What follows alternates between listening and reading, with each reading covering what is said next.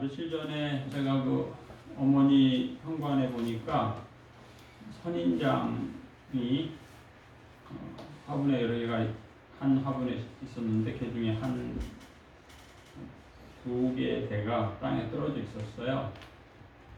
제가 보니까 그 가시가 아직 억센 가시가 아니고 좀 부드러운 것 같아가지고 조심해서 원래는 장갑을 껴야 되는데 맨손으로 이렇게 잘 해가지고 이렇게 화분에 잘 얹어 놓고 이제 내려왔어요. 내려와가지고 할 일이 있어서 일을 하는데 계속 찔리는 거예요.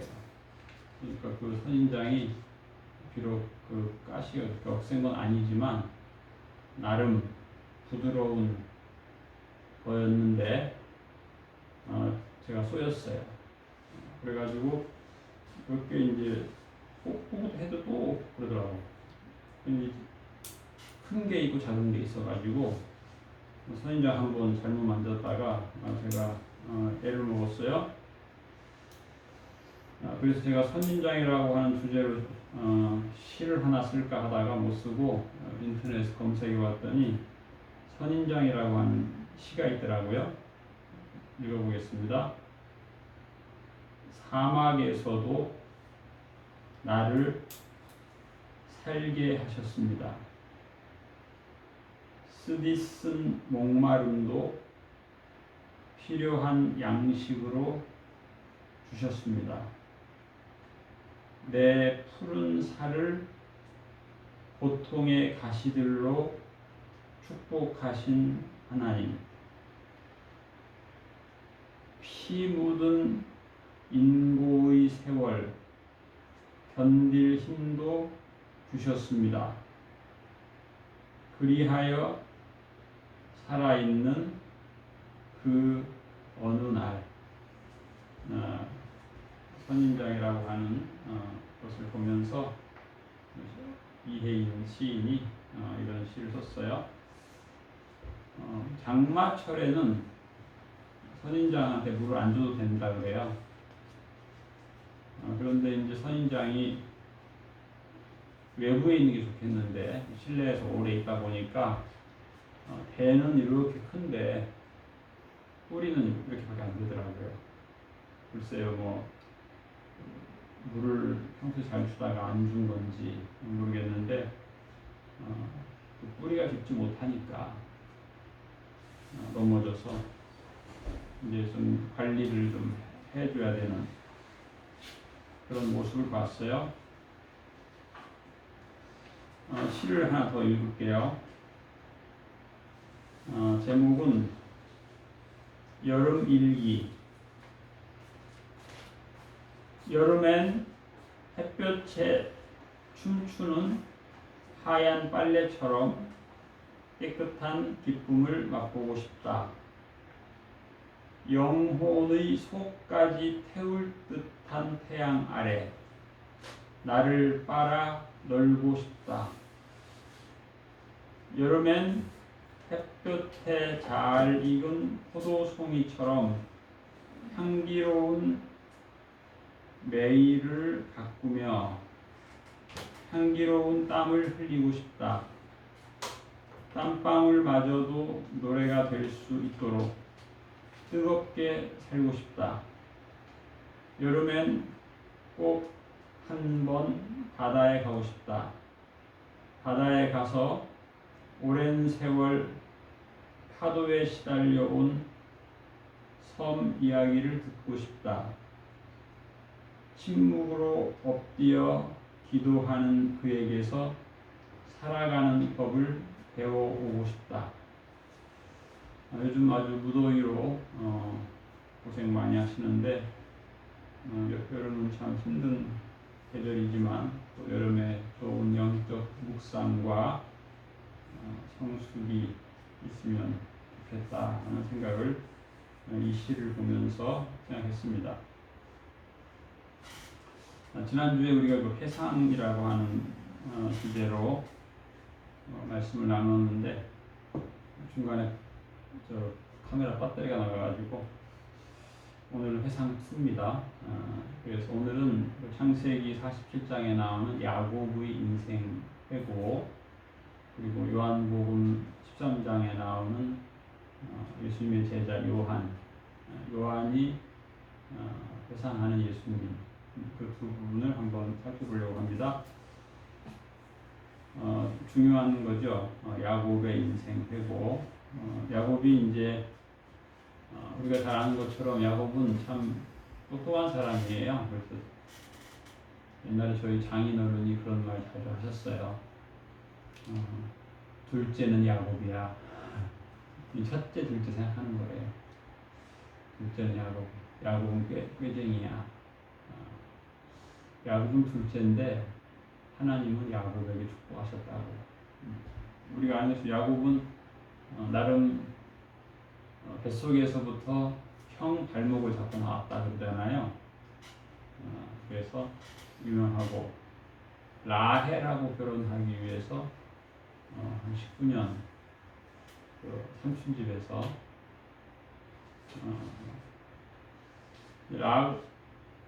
그런데 요셉은 라헬의 아들이에요. 그런데 참 야곱은 라헬을 좋아했는데 삼촌이 속였죠. 그래서 뭐 레아를 방에 몰래 들여보내가지고 삼촌의 집에서 나를 삼촌한테 속은 거죠. 그런데 어떻게 보면 야곱은 형을 속였잖아요. 또 아버지를 속였잖아요. 장자권의 복을 받기 위해서 형처럼 좀 자기는 부드러우니까 형처럼 위장하기 위해서 털도 바르고 엄마랑 같이 또 오해해서 아버지를 속이고 형을 속이고 그랬는데 그 인생이 그다지 평탄하지는 못했잖아요.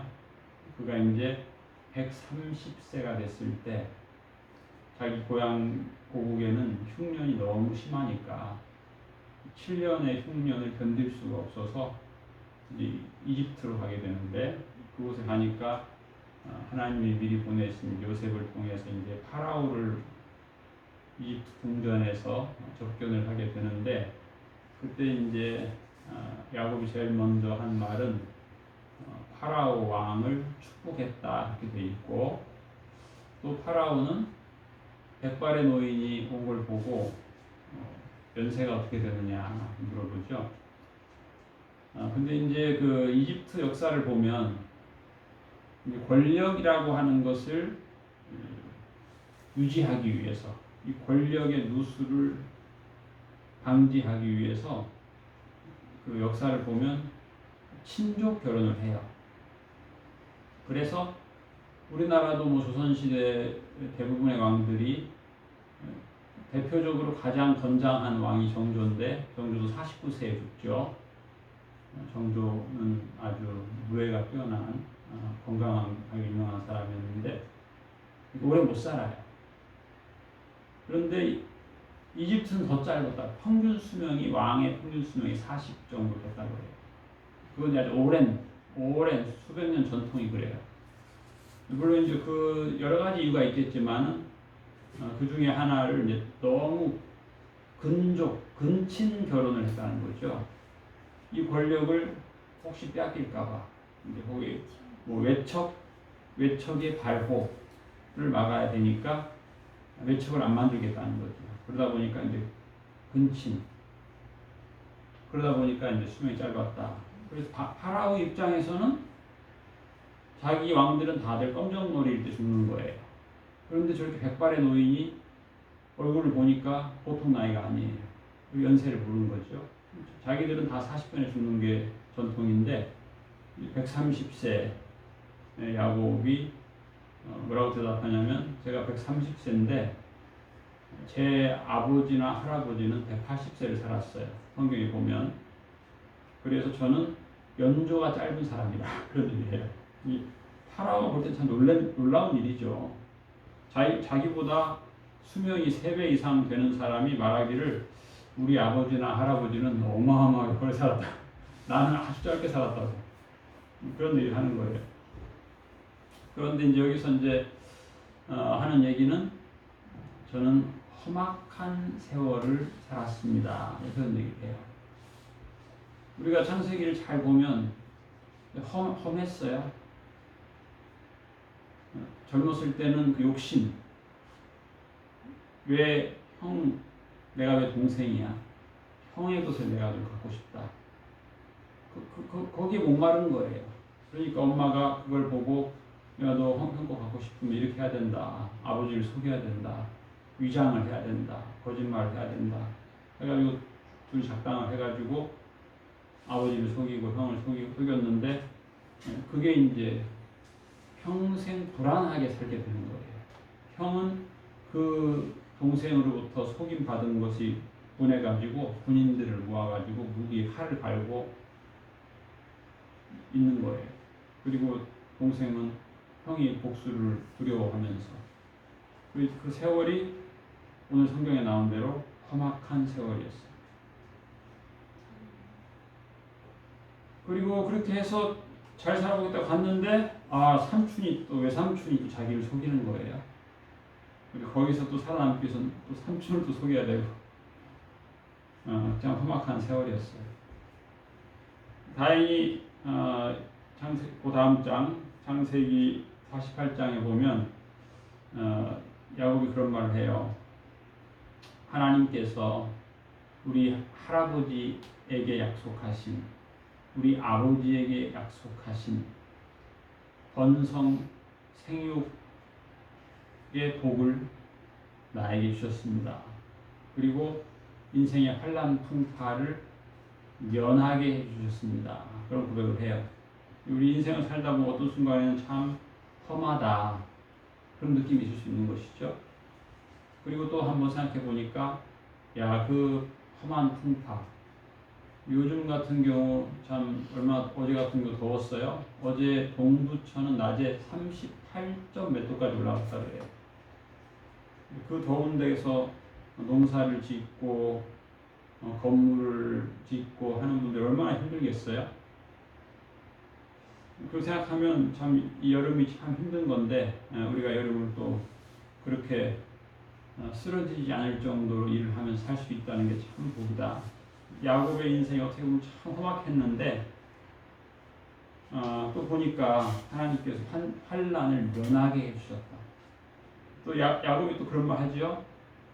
형이 무장한 군대를 몰고 온다고 하는데 내가 죽지 않을까 겁나가지고 어떻게 해요? 자기는 맨 뒤로 빠지고 자기 아들들 맨 앞에 세우고 부인들 세우고 선물 잔뜩 세우고 해서 형의 마음을 녹여주려고. 그런데 형이 표정을 보니까 표정이 밝은 거야. 한때는 그 형도 참 동생한테 속임받은 것 분노하고 원망하고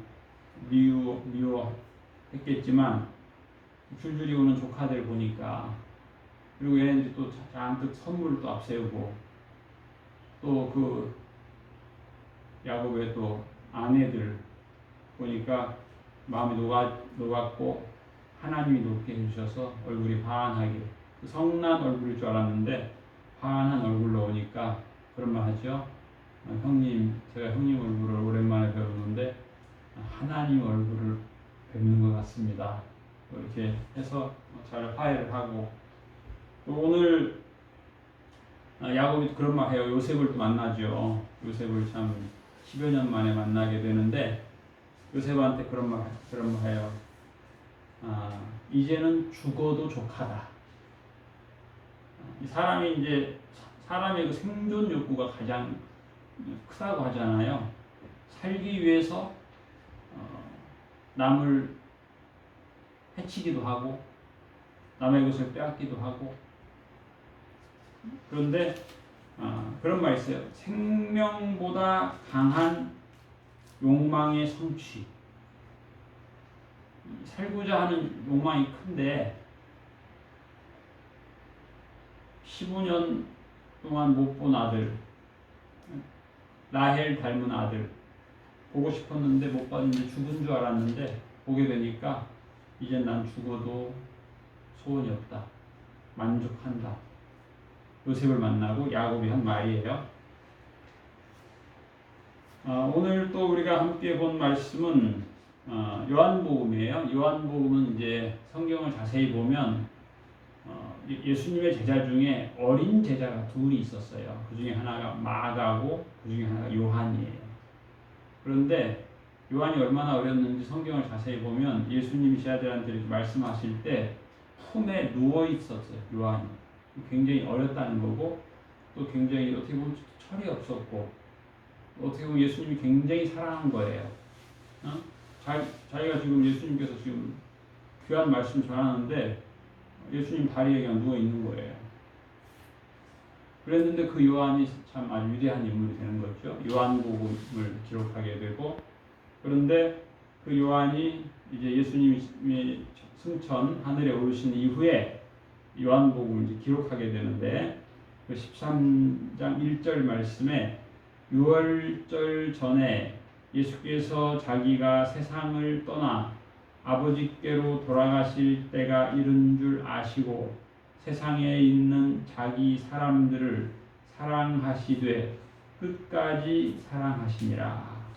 이 요한의 예수님에 대한 회상이에요.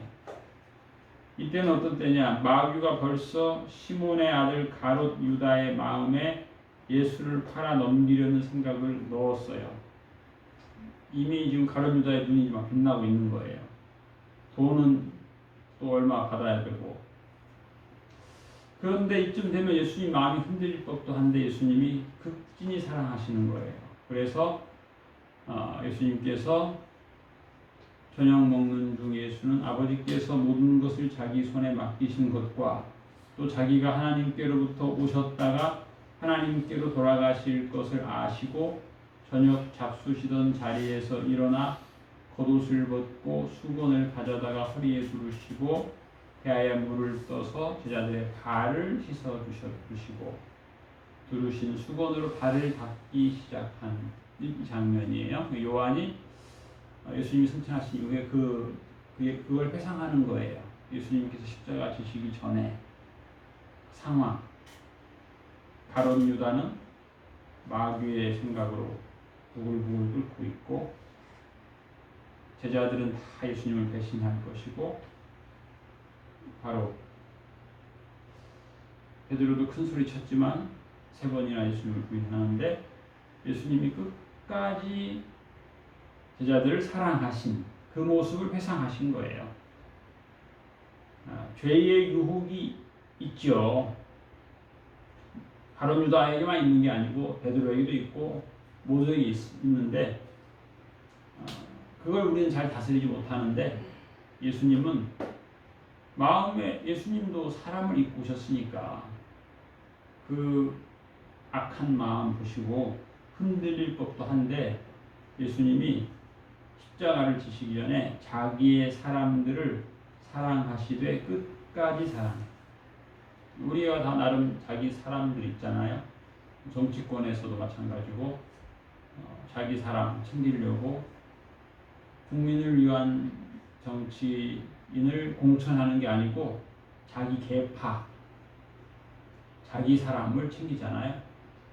그런데 우리 사람이 생각하는 자기 사람은 자기 사람이 아닌 경우 참 많아요. 그런 영화가 있었어요. 실제 우리나라에 어떤 대학 교수가 아버지를 살해한 사건이 있었어요. 그걸 영화로 만들었는데 가족은 다 자기 사람이잖아요. 그렇지 않은 거예요. 그리고 그 엄마가 법정에 가서 아들을 변호했어요. 아버지가 나쁜 사람이다. 물론 이제 이유가 있겠죠. 이 살아있는 아들이 이제 영원히 또 감옥에서 살지 않게 하기 위해서. 물론 남편도 사랑하는 남편이지만 그 엄마는 남편이 평생 한 아들을 미국에 보내서 박사학위 따게 하고 교수로 오게 했는데 그 남편의 역할이 있었겠죠. 그런데 엄마는 그 모든 것을 남편의 악행이라 이렇게 증언한 거예요. 매달 1,000만 원씩 공부하라고 보낸 거. 아들한테는 엄청난 스트레스였다. 고등학교 때도 아들한테 공부 스트레스 엄청나게 줬다. 그래서 아들이 아버지를 죽일 수밖에 없었다. 그러니까 우리 인간의 가족이 다 자기 사람인데 또 어떤 또 건수에 매달리면 자기 사람이 아니에요. 아버지도 내 사람이 아니에요. 남편도 내 사람이에요. 우리 사람에게 있어서 그래요. 사람의 사랑은 변하잖아요. 그 재미있는 얘기가 있어요.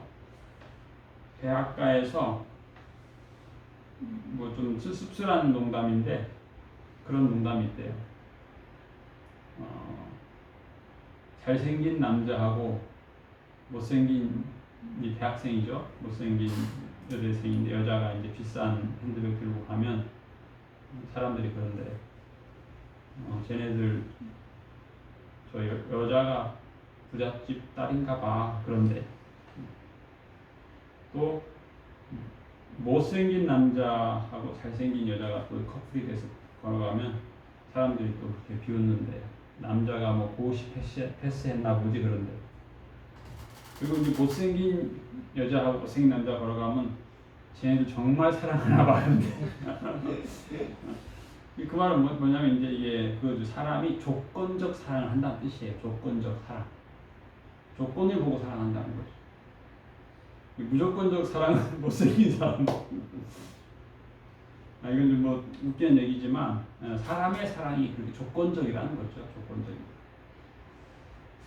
예수님은 자기를 배신할 제자, 3년 동안 같이 먹고 마신 제자, 배신할 제자를 끝까지 사랑하셨다. 이게 이제 요한의 예수님을 향한 회상이에요.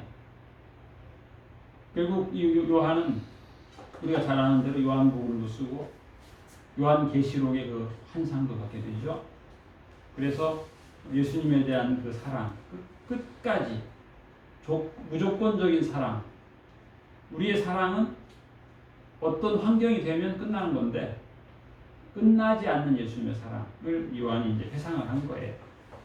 우리가 인생 살다 보면 야곱처럼 그런 순간도 있고 또 예수님의 제자들처럼 그런 순간도 있을 수 있는데 창세기 48장 14절에 보면 야곱이 그런 고백을 해요.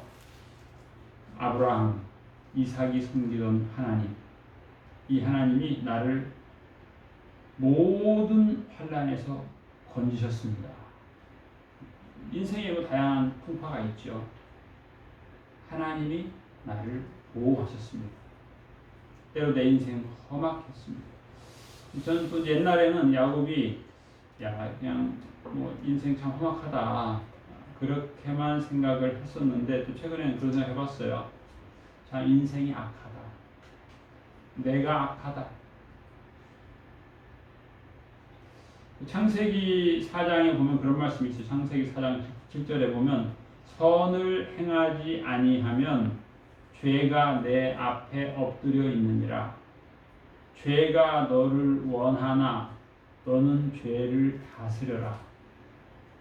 우리 다양한 유혹도 있고 욕심도 있고 그런 건데 선을 행하지 않으면 죄가 나를 붙든다는 거예요. 그리고 죄는 나를 원한다는 거예요. 너 이렇게 달콤한 죄악, 유혹으로 우리를 원해요. 죄악의 가운데로 들어오라는 거예요. 사탄이. 그런데 너는 다스려야 된다. 유혹을 다스려야 된다. 죄를 다스려야 된다. 야곱이 고백한 험악한 세월. 우리도 모르겠어요. 우리도 인생 살다가 이제 또 어려운 일이 있을 때 되면 참 인생 험악하다. 때로는 어떤 분은 또 그런 말도 있죠. 사위는 도적이다 그런 말도 있고 별말 다 있어요. 그게 험악함을 느끼는 거죠. 사람들이. 다스려야 돼. 그리고 내악을 볼 수 있으면 좋겠어. 내악. 자꾸 다른 사람의 악만 보지 말고 내가 얼마나 교만한가, 내가 얼마나 불친절한가 또 발견하면 좋겠어요. 야곱의 험악한 세월이라고 하는 것은 인생인데 내 인생이 악한 거예요. 내 인생이 악하면 악할수록 환경은 악한 것이고 내가 선에 대한 기도를 하면 할수록 내 환경은 또 선해질 수 있는 것이고 그래서 우리가 인생을 끝날 때 우리의 인생 회상할 때 험악했다고만 해석할 것이 아니라 하나님께서 우리 아버지가 섬기던 하나님, 우리 할아버지가 섬기던 하나님께서 지금까지 나를 인도하시고 기르시고 환난에서 보호하시고 건져주셨음을, 예수님이 나를 끝까지 사랑하셨음을 감사하고 고백하는 기쁨의 삶을 살아가는 우리 모두가 되시길 축복합니다. 기도하겠습니다. 하나님 아버지, 저희들을 사랑하시고 예수님의 그 크신 사랑으로 저희들을 인도하시고 보호하시고 깨닫게 하시니 감사드립니다. 우리가 무더운 여름, 또 세상의 소식들, 인생의 풍파들, 여기에 우리가 굴하지 않게 하여 주옵시고 죄의 유혹에 굴하지 않게 하여 주옵시고 우리가 찬양하는 사람 되게 하여 주시옵소서. 환난 가운데서 건져주신 하나님을 보게 하옵시고 끝까지 저희들을 사랑하시는 예수님의 그 크신 사랑, 그 크신 능력, 그 크신 은혜를 기쁨으로 찬양하는 복된 삶을 살아가는 저희들 되게 하여 주시옵소서. 감사드리며 예수님 이름으로 기도하옵나이다. 아멘.